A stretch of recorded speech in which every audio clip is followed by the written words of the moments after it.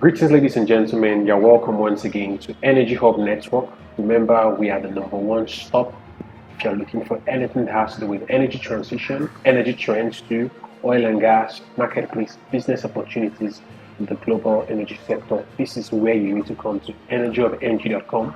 And of course, if you have been following our conversations, we have covered a whole lot on geopolitics, energy, and of course, today we are going to be looking at something very interesting, and it's going to be covering like over four subject matters. Number one is, of course, the crude oil theft, the IOC divestment, energy transition, and investment in Nigerian oil and gas sector. And with me today, I have, of course, our regular and very informed guest, Dr. Felix Merifuri. It's a pleasure. You're welcome, sir. This is a very sensitive topic because Nigeria is one of the foremost oil and gas producers in Africa. And oil theft is something that is raising serious concerns. It's very sensitive, and we want to know, sir, what is really going on with this oil theft? What is going to say over 80 to 90% of the crude oil is disappearing. What do you have to say about it? Are there consequences too? Yeah, okay. Thank you so much. It's been there for some time, but it's taking a different dimension. We can tie it to, the country has been managing it, Okay. but now the production has so dropped. One, two, revenue is dwindling. The FX is, it's almost 600 naira to a dollar. Nigeria is borrowing almost every day. So if you add up all of that, then there is need to begin to talk about the oil theft. It's now topical, it's now existential. For the country, because Nigeria depends mostly on the oil revenue for its foreign exchange. Yeah. So the capacity to trade, international trade, also becomes a problem. When you do not have FX, how do you buy? Our currency is not very exchangeable, except along the West African, even some of them are beginning to challenge it. So you need FX. And where is the FX going to come? It's going to come from either we have, the diaspora injection, which is also dwindling. We have foreign direct investment in FDI, and it's been showing constant decline. And of course, the effects from the oil and gas sales export. Now, if that also is affected, then the country is in trouble. Mm-hmm. It's going to, the correlations, economics will just do a lot of economic, correlations to show the direction the country is going to go to. Nigeria depends on oil and gas significantly.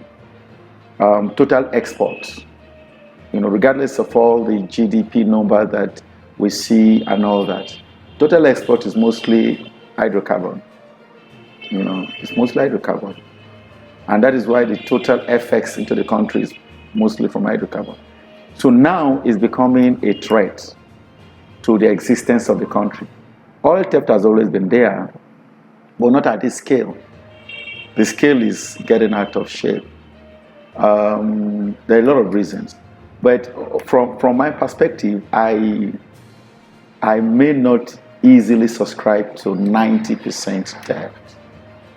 90% theft may be for a section, for a zone, Okay. for a region, but not for the entire industry. Okay. Because if it is for the entire industry, then it means that what we are producing at 1.4 is 10%, and that doesn't add up the number. You understand? We can agree that, Bonny Terminal is suffering 90% for a particular period because Bonny Terminal has a capacity. Then we have the offshore. So definitely it's not the entire Nigerian.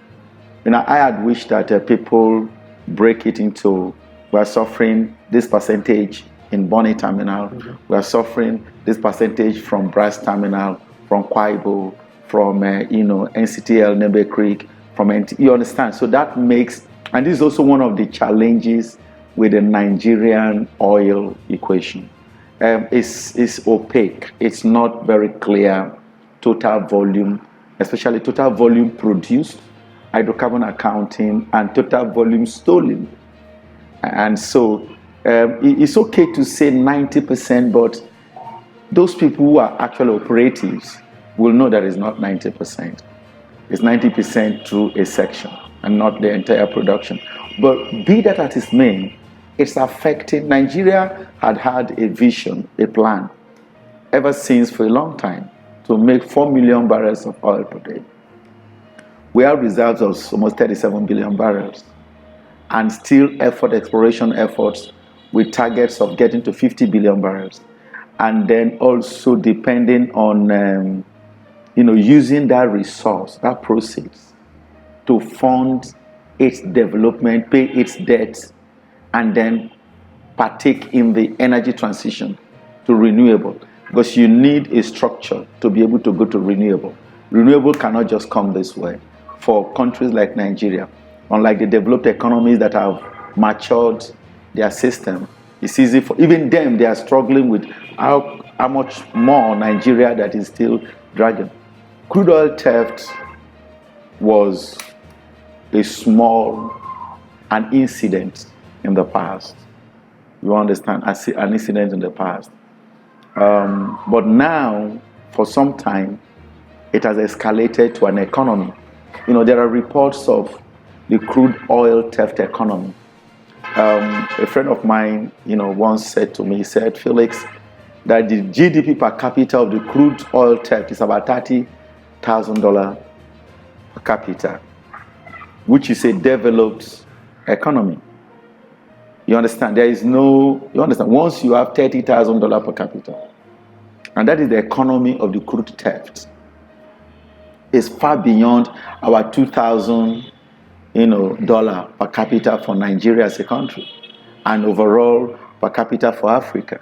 So it becomes very and okay. There are a lot of theories, conspiracies, and all that. Some are factual, resource control, unemployment, agitations, what I would call the delinquencies of oil companies not meeting their global memorandum of understanding with the community people, and then of course the north-south political, disenfranchisement, like, okay, why is the Niger Delta not developed? And why is the North, using the oil, the petrodollars? So why don't we? So all of that are a basket of the reasons.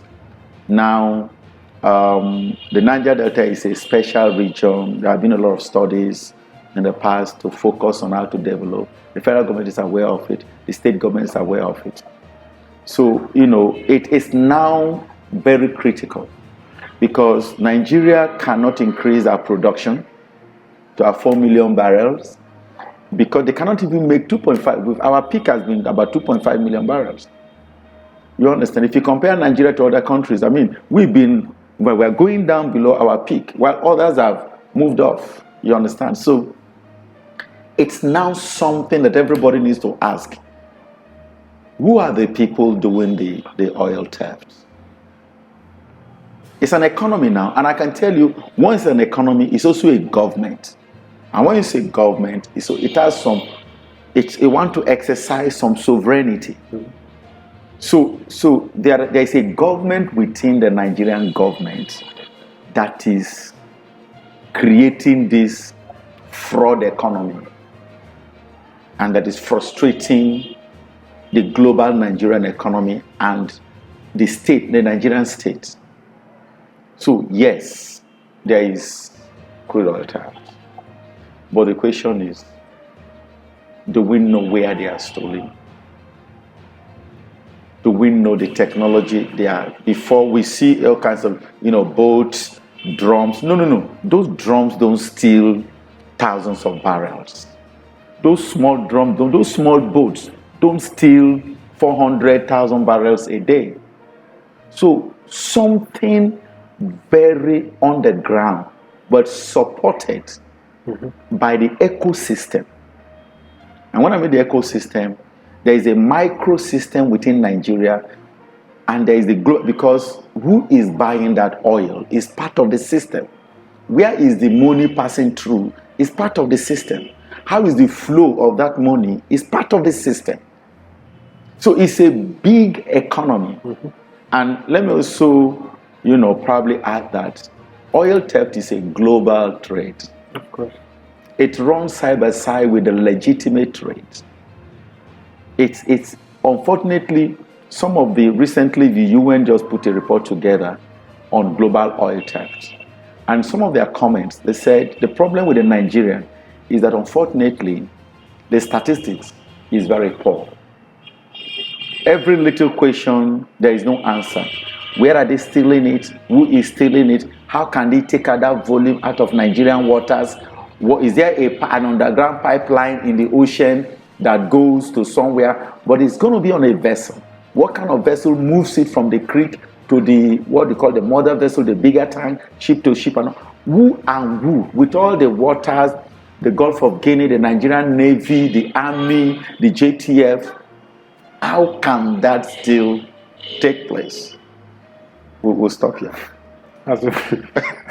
Like I said, this is going to be a very interesting discussion. Because there are a whole lot of things that will demand questions, data. Okay, now that you've raised these very serious concerns, and of course it's glaring that there are many things that are unanswered, we want to know what are the ways out now? How do we solve this? It's a cancer.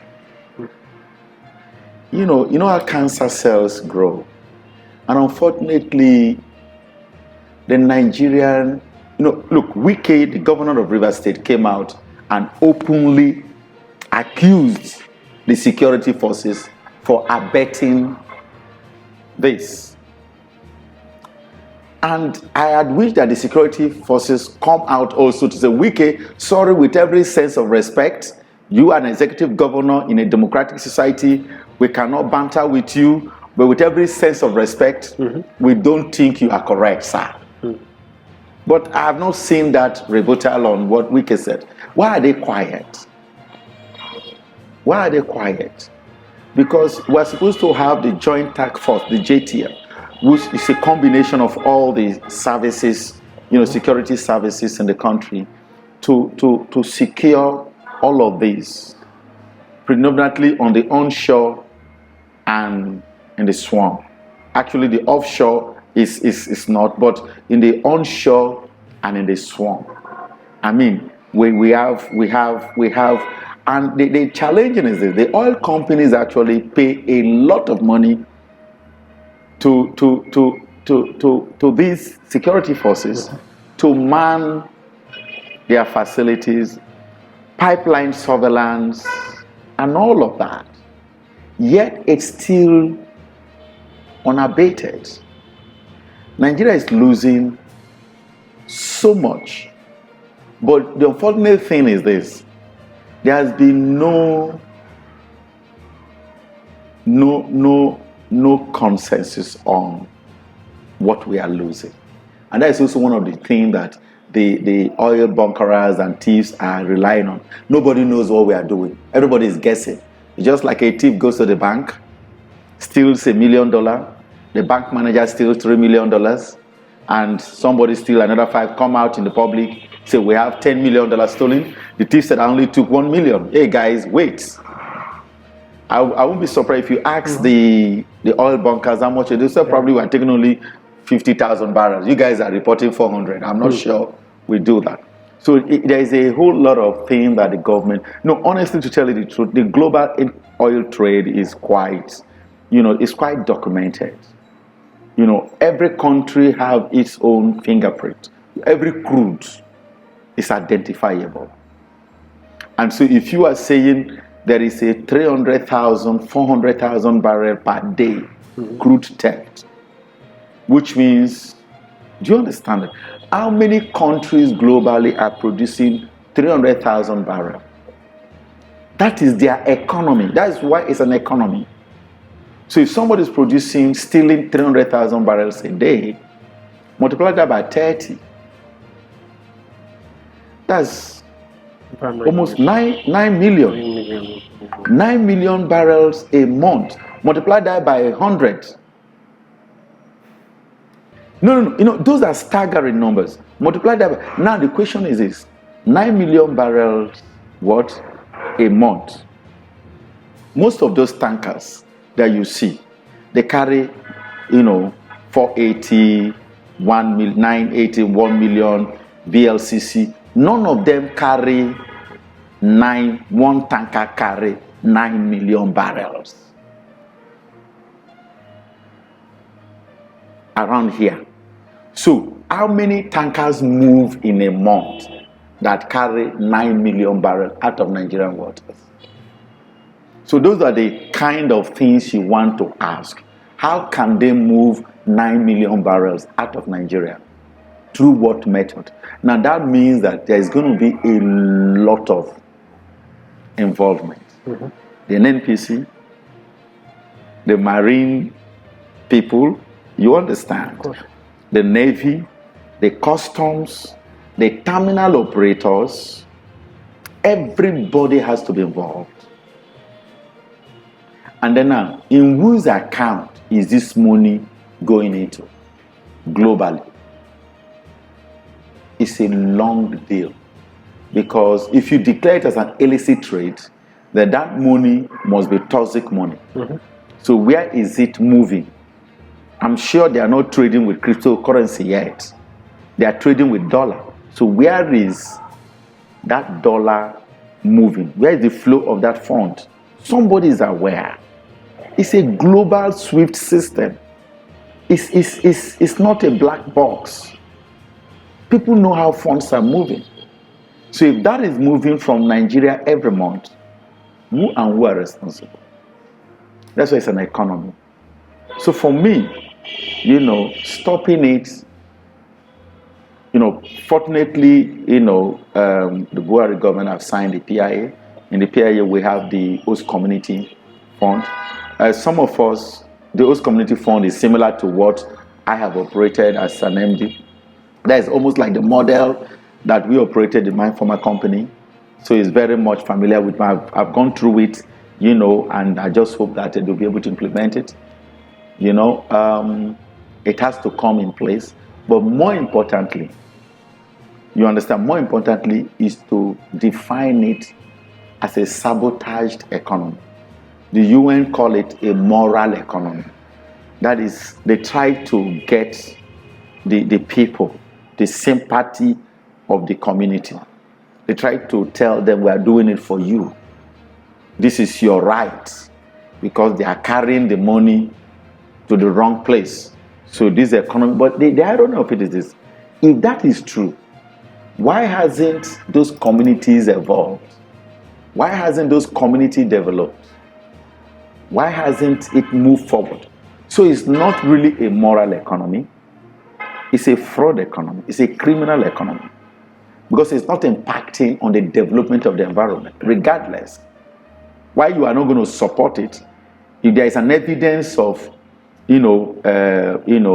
coming back, some people say, well, okay, so let's, attack them. But for me, the PIA has set, some. But the PIA is a document, just like every other Nigerian very good intention document. How to operationalize it without any political. We have the NDDC, we have the UNPADEC, we have, you understand, we have all of these, Niger Data Ministry, you understand, all of these, Niger Data Development Commission, all of these have been put together to solve the same Niger data problem.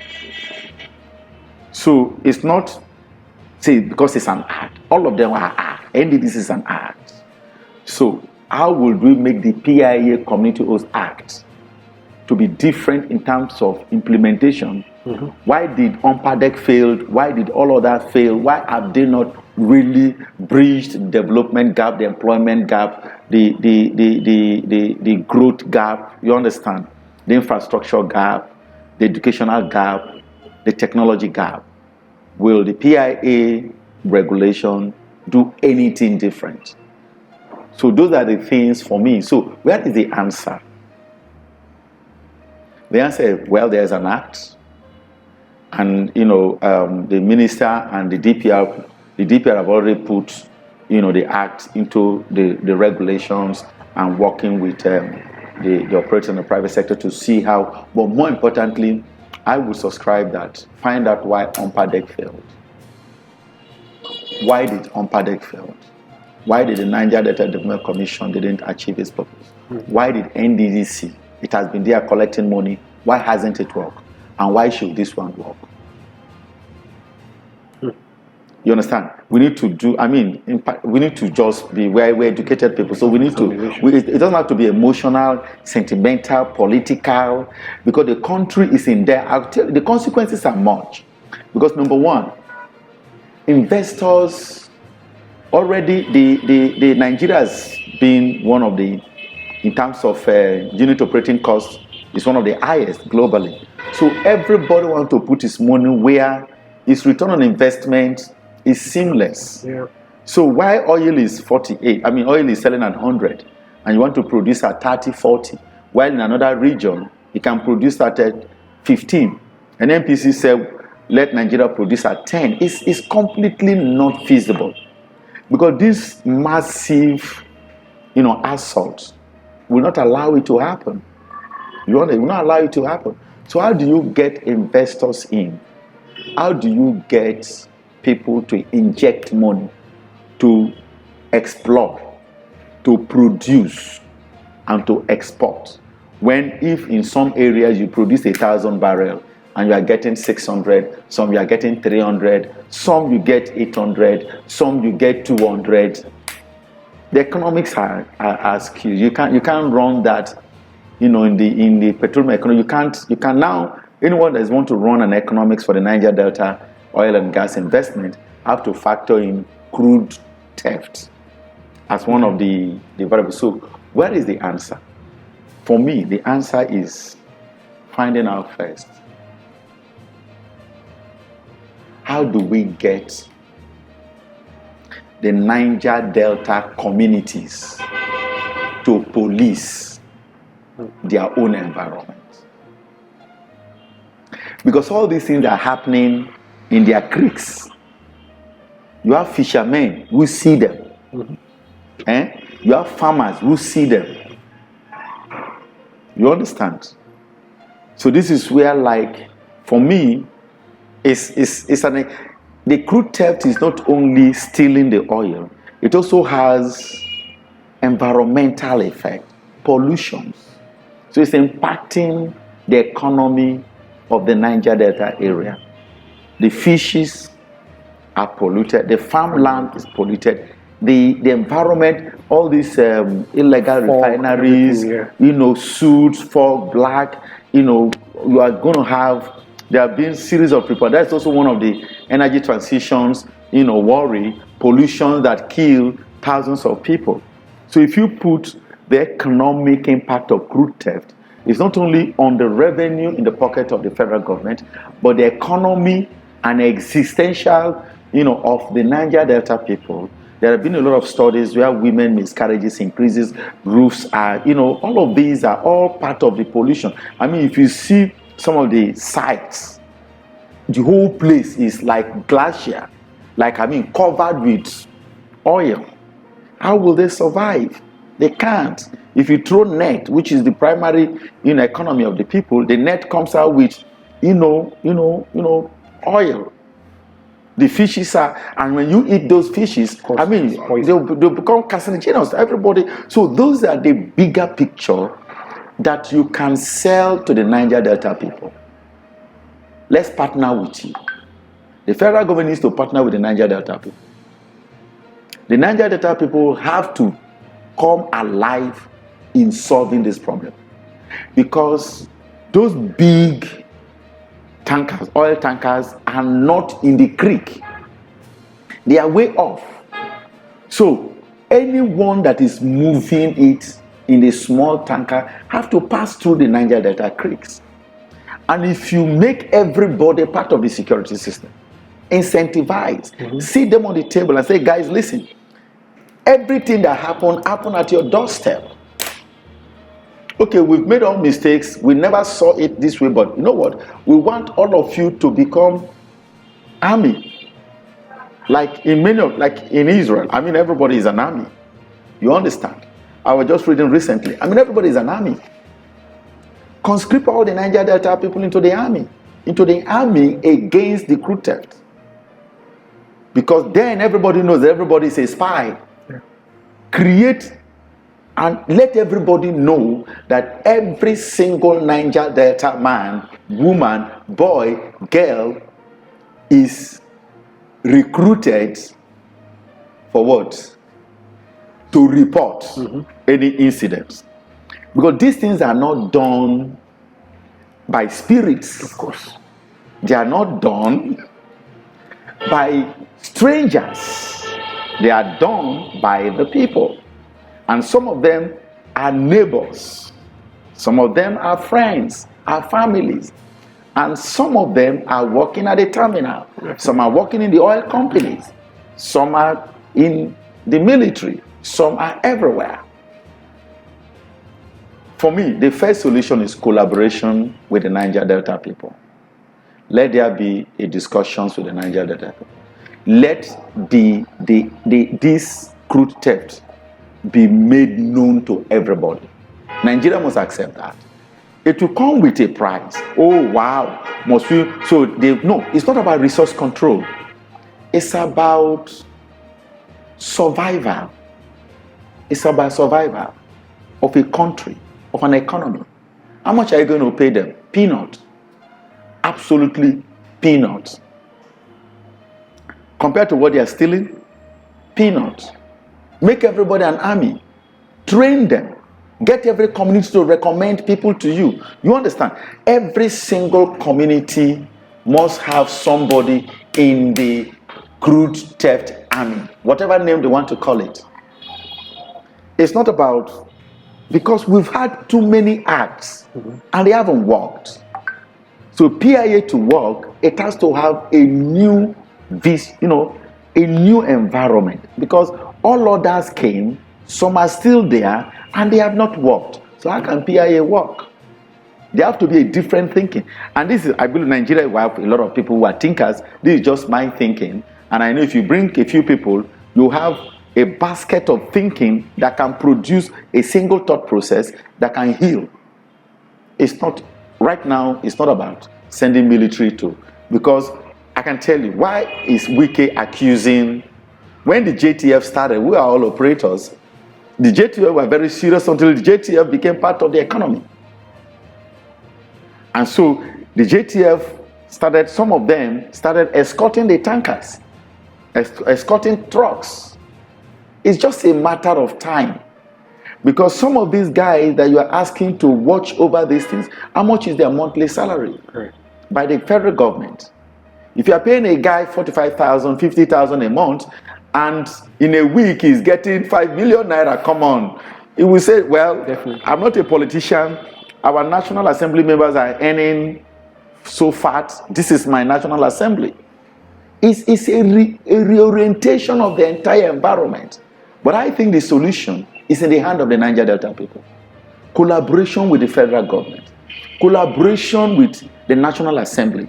That, guys, listen, let us hand over the security of Niger Delta to the Niger Delta people. Let the Nigerian government support them, but let every community produce an army. Now, somebody will say, if you do that, will they not use it against the Nigerian government? No, they will not. Because the incentive, it's an ideological change. It's an ideology. Every war is an ideology. You understand? If you sit them down, do town hall meetings, spend all these things that politicians are going to campaign, right? They're going to spend what? Billions and billions and billions. So PIA group should do something. It's okay to set up trust board, community and all that, but it's not so officialdom. Get the people to accept that the security of our life and property and our environment and the future generation lies in our hand. We want to collaborate with you and we want to fight it. Number two, that's on the community side. Number two, there's a lot of insider. When I attended a security summit one time in the UK, and a security expert said, nothing happens without an insider. But he said more than 90% of what you find is from an insider information. So the crude theft has an insider info, a lot of significant insider information. In Shell, in all the oil companies that are having, apart from a few small of them, in an NPC, you understand? In all these areas, there are insider information. So the next thing is, how do you find and fish out those bad eggs in all these places? Because listen, how will they, do you know crude oil comes with a lot of pressure? For you to tap, whether hot tapping or cold, for somebody is experienced. I mean, it's not just a guy in the market. There must be information to shut down, and then the guy finished tapping, and then you. So there is a lot of information network going on. How do we find out those insiders who are supporting the economy of crude theft? That's phase two. We need to find out insiders who are. How do we catch them? They can be caught. Number three, the sad part of it is this. Our entire hydrocarbon accounting system from the wellhead to the terminal is still relatively a guesswork in the country. Relatively a guesswork in the country. We haven't gotten where we are sure of the throughput of each flow station, throughput of each terminal, throughput of each pipeline. So everything is like what comes out from here. I mean, we've been operating for a long time, so I know that. So that is another major area.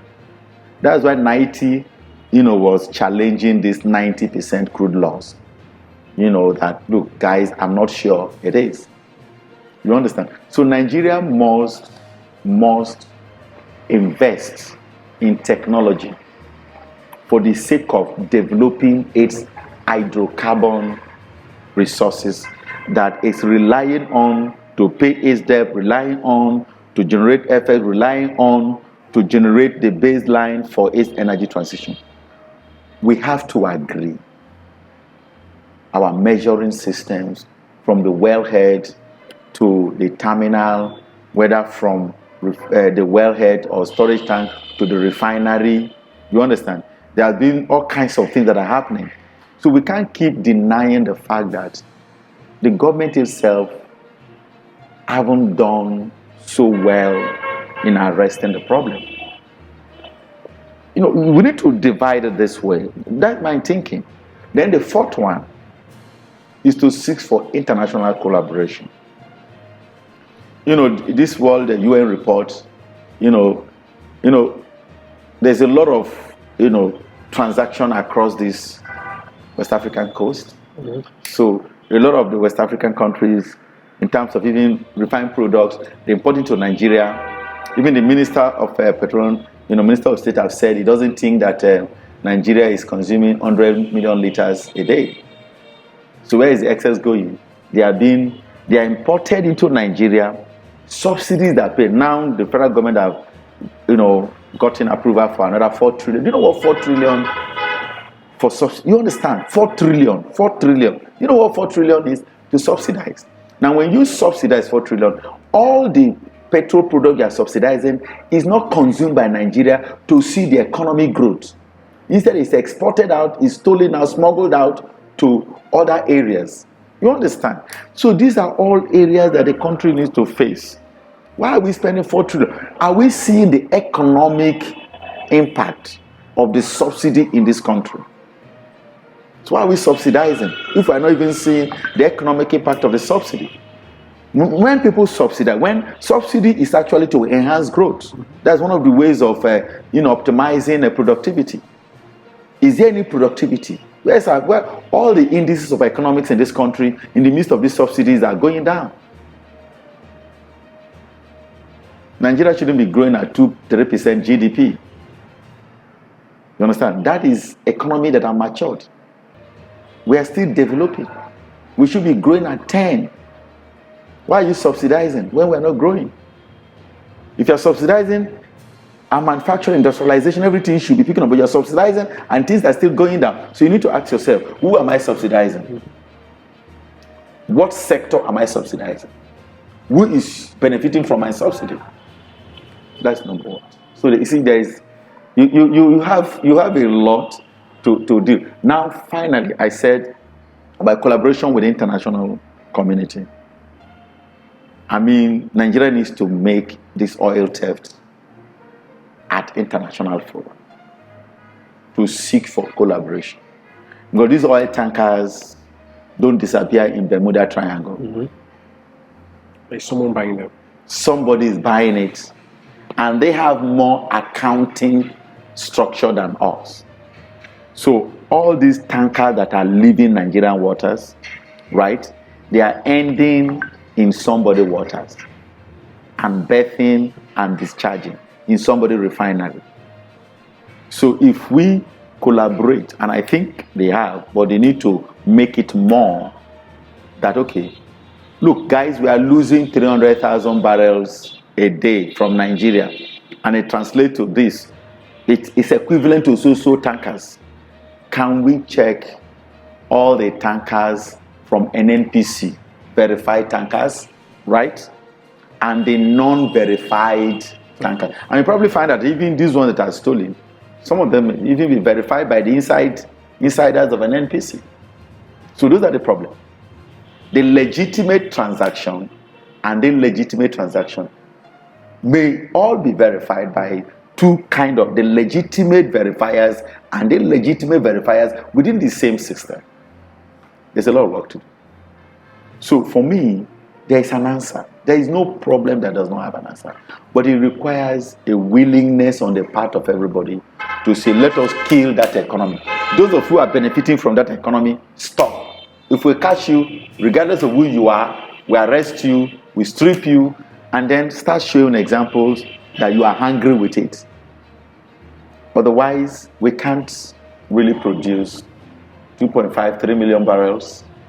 We can't generate the fund required for the energy transition, and then we are not likely to have investors coming in to grow that economy. So it's really, really, really robust, and it requires a lot of intellectual exercise, experiential, global. You understand? It's not something you can solve. So all of these factors are something that people need to take into account. It's a war, so it has to be treated as a war. Yeah.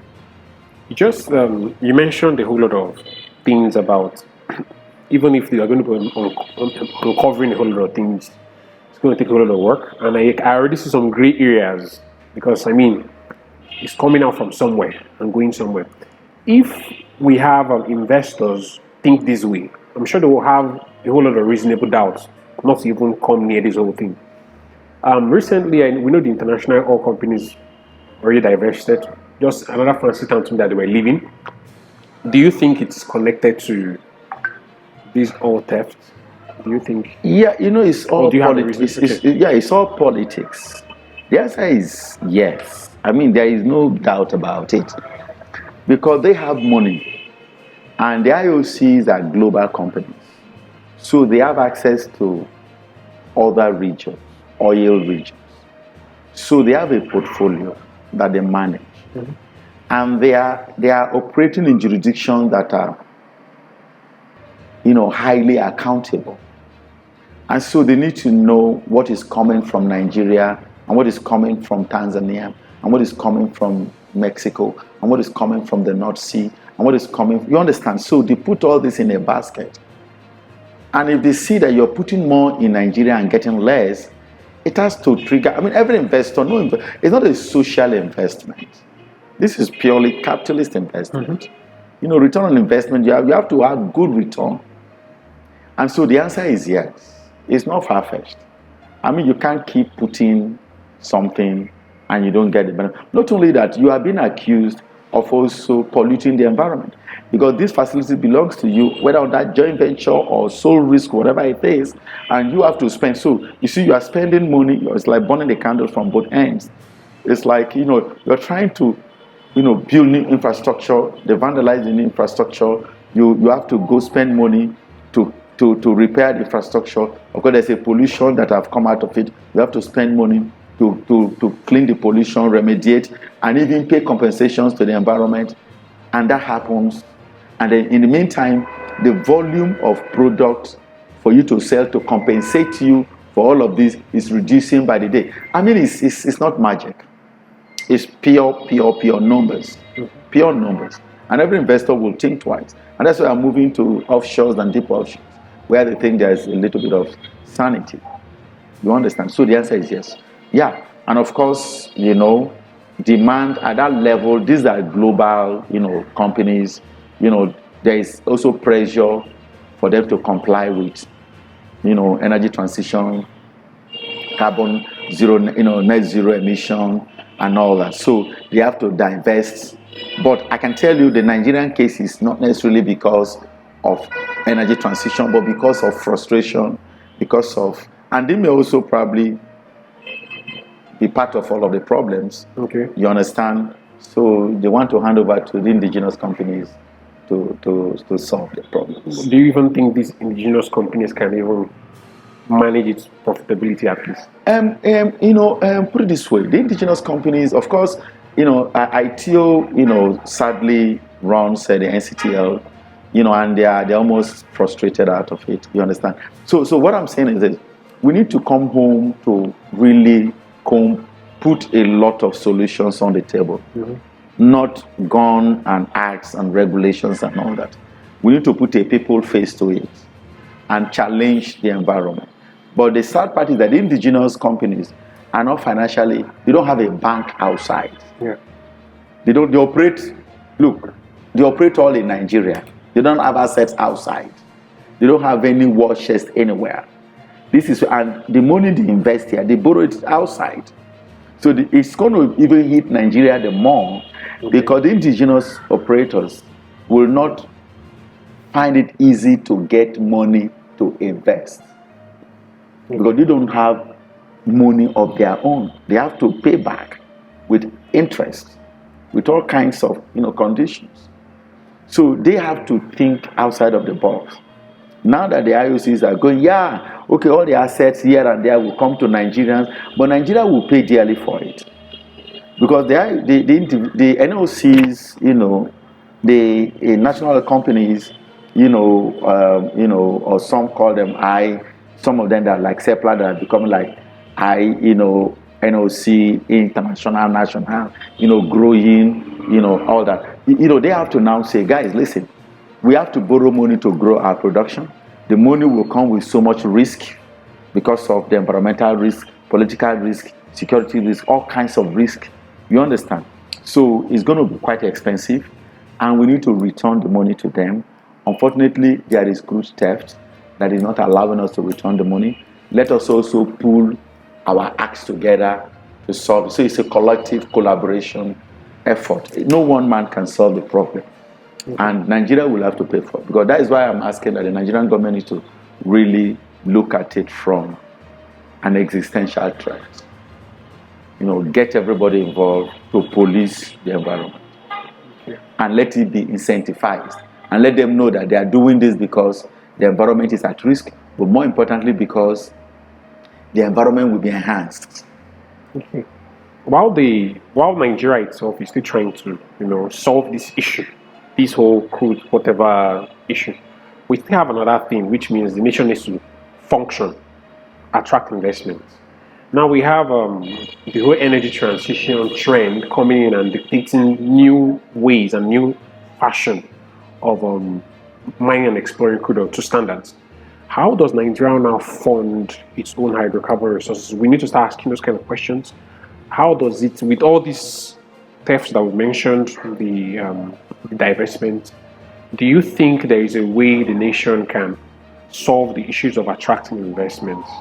No, listen, every problem has a solution. There is no single problem that does not have solution, especially in this modern technology-driven artificial intelligence, robotics. There is answer, but it requires political will, determination, collaboration, and sacrifice. Yeah. Because that's why when people say, look, forget, there is answers to everything. Nigeria is so educated. We have so many educated people. We have so many researchers. We have universities. You understand? We have research centers. You understand? We have centers of excellence, this and that and that. So we have enough brain power. Unfortunately, ASU is fighting. So how do you grow when the people who own the brain that can do the research are struggling? So it's all kinds of. It's supposed to be. Listen, it's everything is supposed to be put in a basket. The problem of Nigeria does not only require the military to go to the, the defense. Everybody can go to the creek, but your people that went to the creek are supporting the deal. So you have to be careful before they employ you too, with your gun. Because money is stronger than gun. Definitely. It's money that buy gun. You understand? So the Nigerian government needs to really face it and accept it. Look, we need people to go to the research. How do we stop this? Allow the academics, bring the academics in. Guys, find those innovative way of solving this. Bring the tech group. Guys, there's a lot of tech going on now. Let's see what technology do we need to deploy. We talk about the community. The community, you bring them in. So it's a collective solution. The government, look, if Nigerian government think mobilizing military to the creek will solve it, I think they are deceiving themselves. They've tried it before, it hasn't worked. Operation Crocodile Cry, all kinds of things. It's not working, which means there's some element, the people factor is missing. Mm-hmm. Get the people into it. Get the academia into it. Get the tech people into it. And let's evolve a solution. After all, when Ebola came, Nigeria evolved a solution. Definitely. So why can't we evolve a solution? If there is a willingness. There's a will. And willingness comes with sacrifice. Once you are willing to do something, you are willing to forego some alternative. Are we willing to live like normal human beings? Are we willing to reduce the number of private jets if the money is funding private jets? Are we willing to sacrifice? I think that is just what. But the government have a very strong, government is to provide economic security, health, and all that. That is the whole essence of government. And the government must also mobilize the people. You need to bring, technology is so high. I mean, see, do you know technology has gone methane? I do a little bit of research on methane, that if you see the technology that is evolving in energy transition, it's massive. Nigeria can deploy satellites that can catch these crude theft people.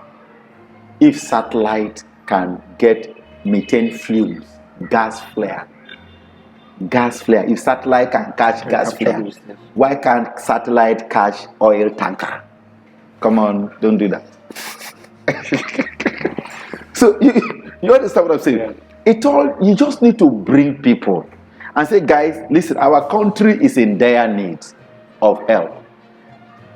Let's deploy technology, deploy the academia, deploy the community. Yes, bring the military, get international collaboration, and set every president. In fact, now everybody is campaigning. We have almost how many presidential candidates?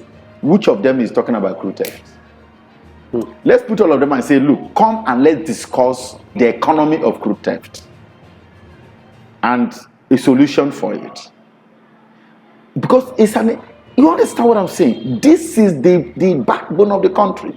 Which of them have an idea of what is going on in the crude theft? So when they finally vote them and they go to Aso Rock, they have no solution to it. They have no idea.